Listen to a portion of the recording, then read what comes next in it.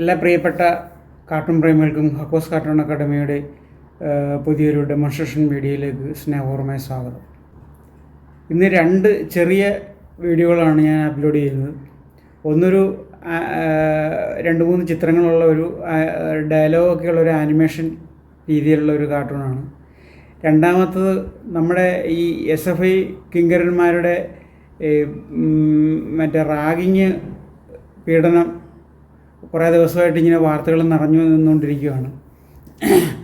അവരാരും ഇതിന് SFIക്കാർ ഇതിനകത്ത് ഉൾപ്പെട്ടിട്ടില്ല, SFIക്കാർ അങ്ങനെയൊന്നും ചെയ്യത്തില്ല എന്നൊക്കെ ഇവർ കൈകഴുകുന്നെങ്കിലും പുതിയ പുതിയ കേസുകൾ ഓരോ കോളേജിൽ നിന്നും മുന്നോട്ട് വന്നുകൊണ്ടിരിക്കുകയാണ്.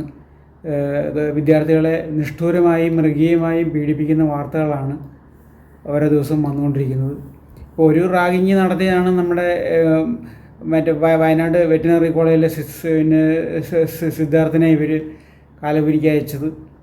അതിൻ്റെ 1 വർഷം തികയുന്ന വേളയിലാണ് ഇപ്പോൾ അടുത്ത പീഡനം കോമ്പസ് കൊണ്ടൊക്കെയുള്ള ചില മാന്ത്രിക വിദ്യകളെല്ലാം കൊണ്ട് ഇവർ നടത്തിയ കോമ്പസ്, ഫെവിക്കോള്, മറ്റേ ഡംബൽസ് ഇത്യാദി സാധനങ്ങളെല്ലാം കൊണ്ടുള്ള ഒരു പുതിയ കലാപരിപാടികൾ ഇവർ ഗവേഷണം നടത്തുകയെന്ന് തോന്നുന്നു പുതിയ പുതിയ പീഡന മുറകളെ പറ്റിയിട്ട്. അപ്പോൾ അതും നമ്മുടെ ഈ നരകത്തിലെ കാലൻ്റെ പീഡനമായിട്ട് ബന്ധപ്പെടുത്തിയിട്ടുള്ള ഒരു കാർട്ടൂണാണ് ഈ രണ്ടാമത്തെ കാർട്ടൂണ്. അപ്പോൾ എല്ലാ മാന്യപ്രേക്ഷകരും പരമാവധി സഹകരിച്ച് നല്ല പ്രചാരം തരണമെന്ന് അഭ്യർത്ഥിക്കുന്നു. നമുക്ക് വീഡിയോയിലോട്ട് കടക്കാം. ഒന്നാമത്തെ കാർട്ടൂൺ ഇതാണ്. സാറേ വിശക്കുന്നേ. ഘടകത്തെ മാത്രം നോക്കി ആത്മനിഷ്ഠ ഘടകത്തെ കാണാതെ ഒരു ഘട്ടത്തെ നിർണ്ണയിക്കാൻ കഴിയില്ല. ആത്മനിഷ്ഠ ഘടകത്തിന്റെ ആഗ്രഹത്തെ മാത്രം അടിസ്ഥാനപ്പെടുത്തി വസ്തുനിഷ്ഠ സാഹചര്യത്തെ മൂർത്തമായി കാണാതെ ഒരു ഘട്ടത്തെ നിർണ്ണയിക്കാൻ കഴിയില്ല. വെള്ളം വെള്ളം വെള്ളം. ഇനി നമുക്ക് രണ്ടാമത്തെ കാർട്ടൂണിലോട്ട് കിടക്കാം. നമ്മുടെ കാലപുരി അല്ലെങ്കിൽ നരകമാണ് രംഗം. യമധർമ്മൻ ഇങ്ങനെ നിൽക്കുവാണ്. ഒരു യമകിങ്കരൻ ഭൂമിയിലോട്ട് പോയ യമകിങ്കരനാണ് തിരിച്ചു സങ്കടം പറഞ്ഞുകൊണ്ട് ഓടി വരികയാണ്.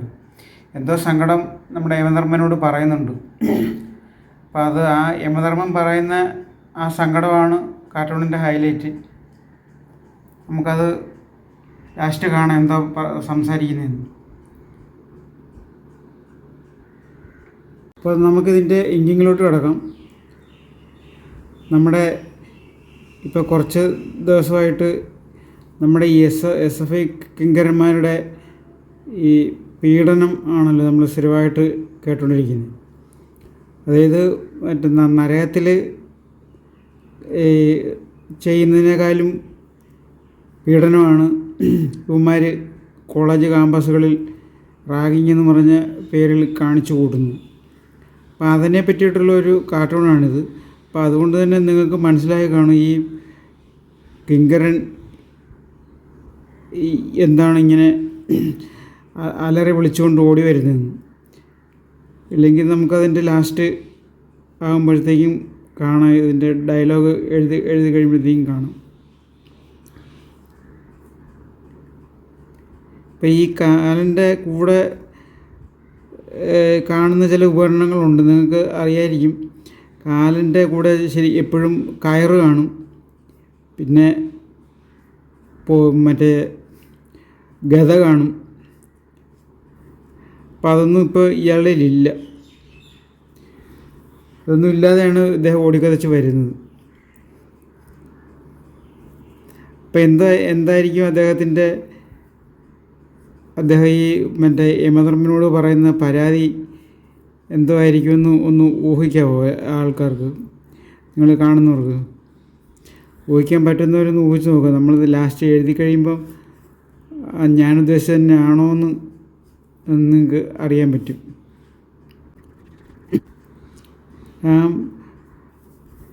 ഓടി വരുമ്പോഴുള്ള ആ ആക്ഷൻ നമ്മൾ ശരിക്കും അബ്സോർബ് ചെയ്യണം. കണ്ട് ഈ നമ്മൾ സാധാരണ വെപ്രാളം പിടിച്ച് ഓടി വരുമ്പോഴത്തേക്കുള്ള ഒരു ഫീലാണ്.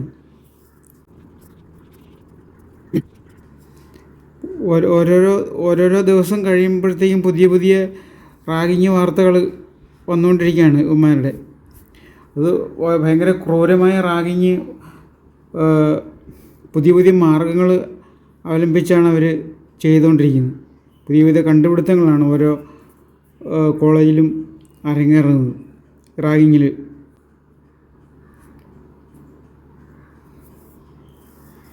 ഇത് ഈ ഇതിൻ്റെ സ്പീഡിന് വേണ്ടിയിട്ട് നമ്മൾ ഇതിൻ്റെ സ്പീഡ് ലൈൻ കൂടെ കൊടുക്കുക. ഓടിക്കതച്ച് വിയർത്ത് വരികയാണ്. അപ്പം മറ്റേ യമധർമ്മൻ ഇവിടെ നിൽപ്പുണ്ട്.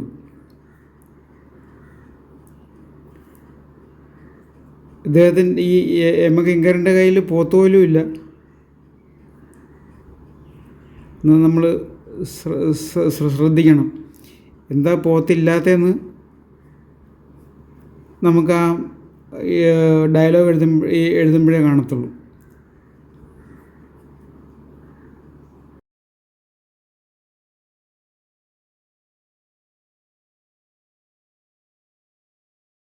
ഈ കാലിനെ വരയ്ക്കുമ്പം ഷാളൊക്കെ ഇട്ടുകൊണ്ടുള്ള ഈ ഉത്തരീയമൊക്കെ ഇട്ടുകൊണ്ടുള്ള കാലിനെ ഇതുവരെ വരച്ചിട്ടില്ല. ഇപ്പോൾ ഒരു പുതിയ സ്റ്റൈലിൽ നിന്നിപ്പം ആവിഷ്കരിച്ചാണ് ഈ ഉത്തരീയമൊക്കെ ഇട്ടുകൊണ്ടുള്ള കാലിനെ.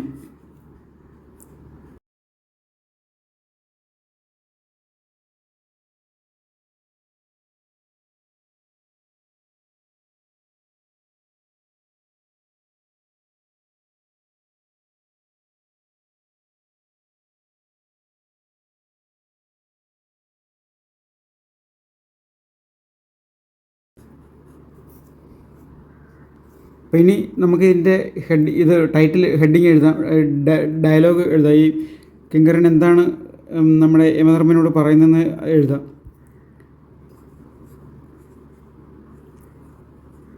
കയറും ഗദയും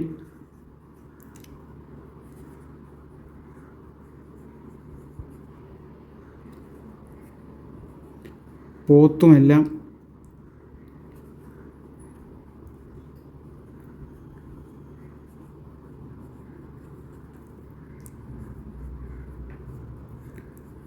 SFI പിള്ളേരെ പിടിച്ചെടുത്തു പ്രഭോന്ന്.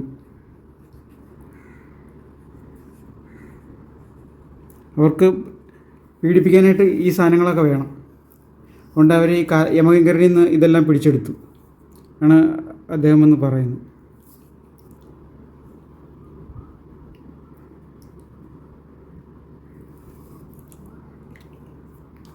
അപ്പോൾ കാർട്ടൂണിൻ്റെ ഫൈനൽ എത്തിയിട്ടുണ്ട്.